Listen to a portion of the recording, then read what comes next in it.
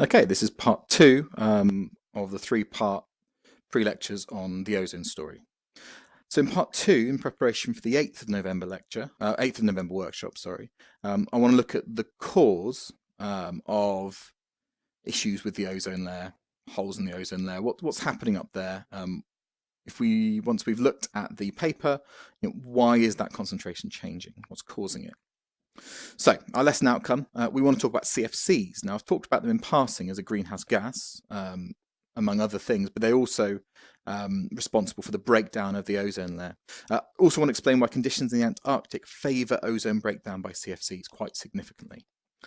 So, what's the point in the atmosphere? Why do we care? So, just before you watch the whole of this pre-lecture, I want you to pause it. I want you to describe, write down a piece of paper, all the key benefits that you can think of that our atmosphere gives us. Particularly when you compare it with maybe a planet like Mars that has no atmosphere at all, or really not very much to speak of, when you compare with the conditions of the planet, or a planet like Mercury. Okay, assuming that you pause that and you've got them written down, let's have a think about the impact an atmosphere has, for example, on solar radiation coming in. So if we remember about our radiation budget, the incoming solar radiation, about 35% is reflected, 10% scattered by the Earth. That forms our blue sky, something called Rayleigh scattering. Well worth Googling, it's really interesting. Some is scattered to the Earth from clouds.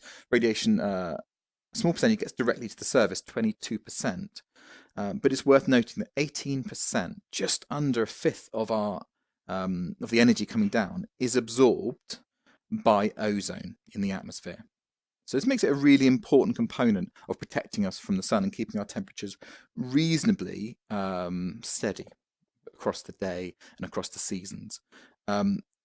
So we actually only get about just over a fifth of the sun's rays to the surface, and the atmosphere helps insulate as well, keep some of it in, and we end up with a really sustainable, livable climate. Without the ozone there, UV rays are going to be coming down and damaging us. Our DNA in particular gets damaged from too much UV rays, which we'll talk about in a bit. And it just wouldn't be a sustainable climate on the Earth for humans and our type of life to live. So kind of important. And so we know, and hopefully you've heard of, the ozone, they realised, sort of the middle part of last century, that it was disappearing. There were times of year where the ozone was much, much thinner, particularly in the Antarctic, than it had ever gotten before, which was curious. In 1960, in the 60s, scientists realised something was going wrong with that ozone layer. And it didn't take them very long to figure out probably it was human actions that were damaging the Earth against this harmful radiation. So research had to be done. So what did they notice? They noticed that there was a hole in the ozone layer. Now, when we talk about the hole in the ozone layer, we're not literally talking about a complete hole.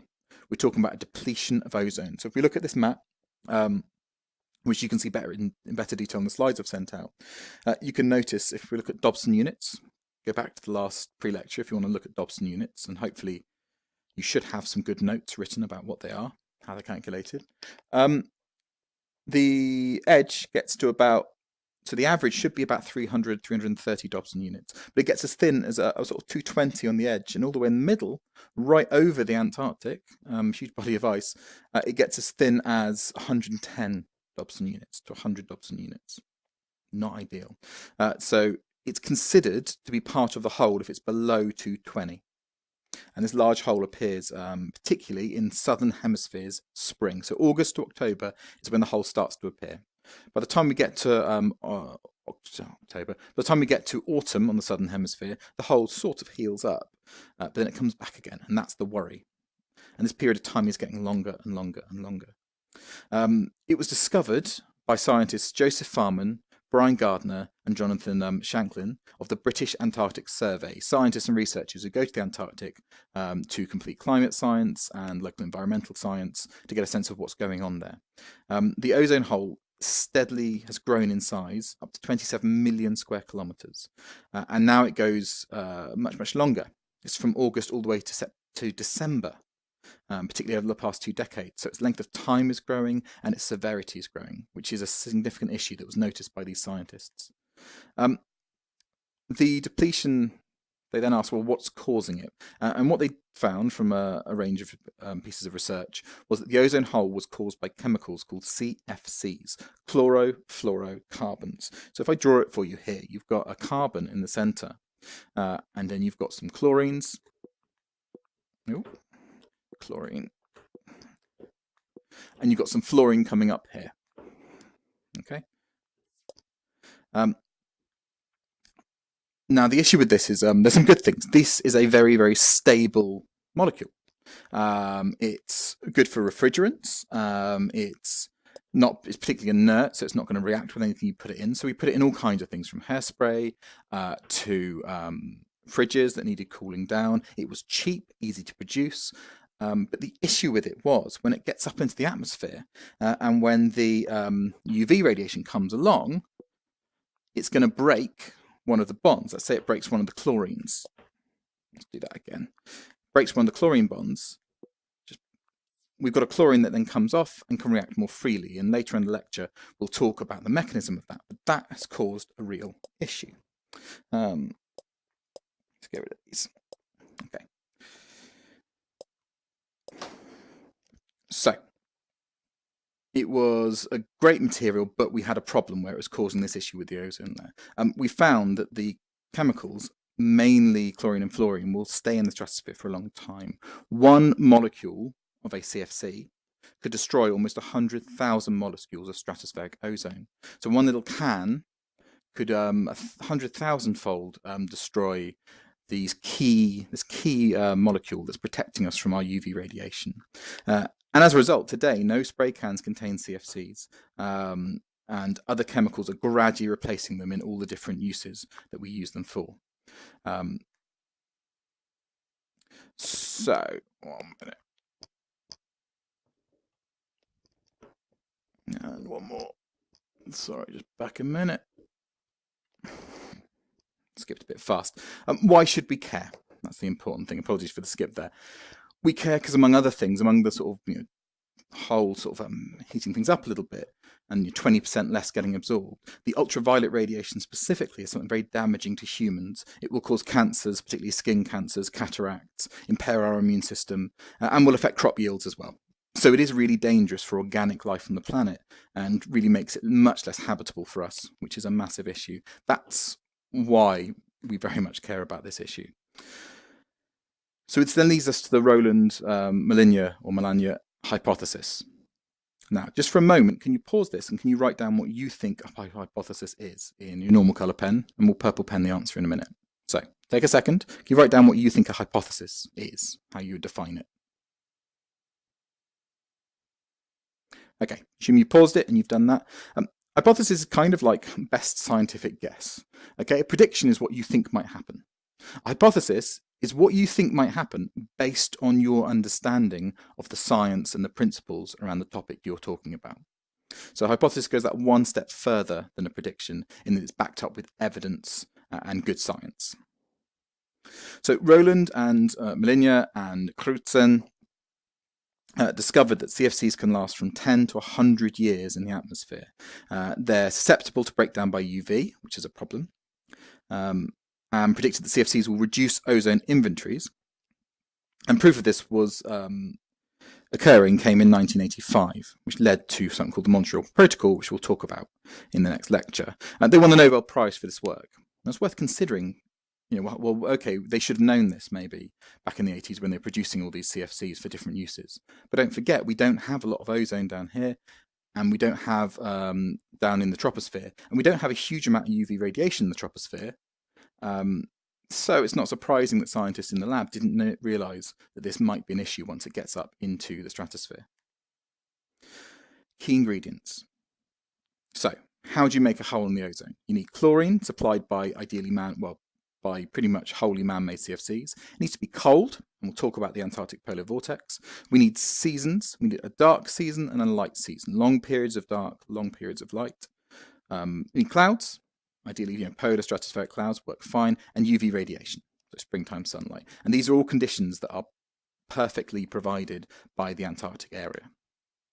So CFCs, we produced from the 50s loads of them, and as you can see on this chart, Two main types, CFC11 and CFC12, had huge increases in their uses in the 50s, and then CFC12 in the 70s, and the increases went up exponentially because they were really useful and cheap and easy to make.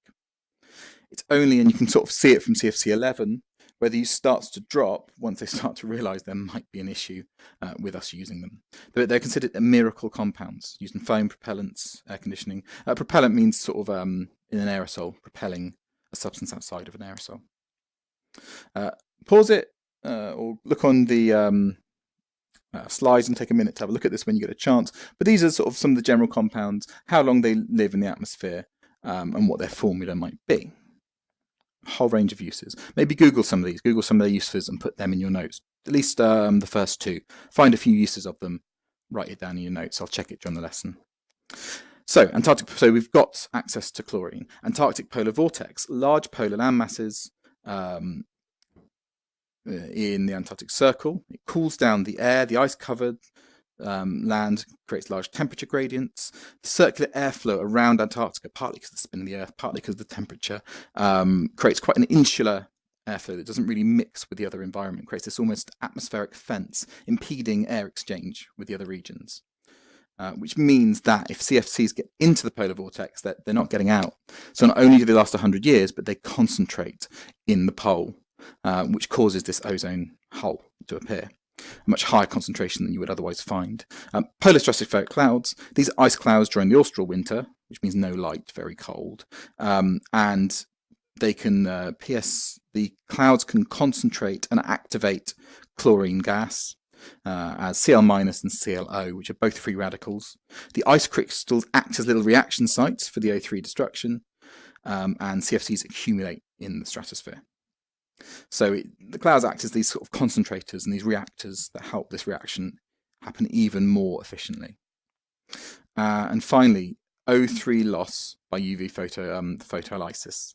So I want you to be able to get a nice example of this down and get this mechanism down. It's not the full chemistry mechanism, it's not a chemistry lesson, but I would like you to get a sense of how this works.